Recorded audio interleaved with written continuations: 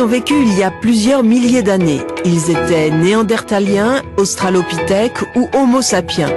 C'est dans cet atelier parisien qu'ils reprennent vie. Alors, celle-ci, c'est la petite femme de Flores, découverte sur l'île de Flores en Indonésie, qui est datée environ à moins 18 000. Derrière, là, c'est un homme, un homo sapiens, un magdalénien, un peintre des grottes, qui est daté à peu près moins 18 000 également. Ensuite, ici, c'est un néandertalien. Il est quand même velu comme garçon.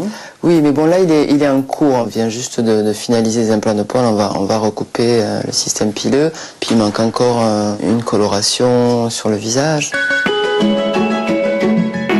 Elisabeth Denès travaille avec des paléontologues, mais aussi avec des anthropologues médico-légaux de l'Institut de recherche criminelle.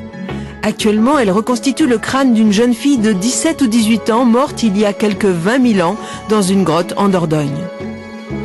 Ces petites allumettes qu'on voit ici, en fait, ce sont les calculs d'épaisseur de tissu mou c'est-à-dire muscles et peau, que me communique l'Institut de recherche criminelle après avoir fait une étude de ce crâne afin de permettre une reconstruction.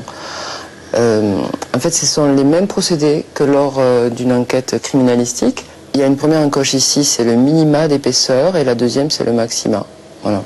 À partir du moment où j'ai pu installer tous ces points, je commence à faire la mise en place des muscles. Et ensuite, une fois que les muscles seront positionnés, là, je pourrai appliquer mes épaisseurs de peau. En fait, je vais travailler longuement les détails du visage. Je vais travailler vraiment très longtemps, et particulièrement le regard. Pour la mise en place de l'œil, j'ai un petit repère ici, qui est le point lacrymal, donc à l'endroit où vos larmes sortent, et qui va m'indiquer à quelle hauteur se trouve l'œil dans l'orbite. Le regard, c'est primordial, puisque c'est dans le regard que va se faire la rencontre. Donc je sens que je l'ai trouvé quand moi-même je suis déstabilisée. Par exemple, quand je croise le regard d'un néandertalien que j'ai terminé, il m'arrive vraiment d'être, pas intimidée, mais d'être perturbée. Donc là, je sais que c'est bien.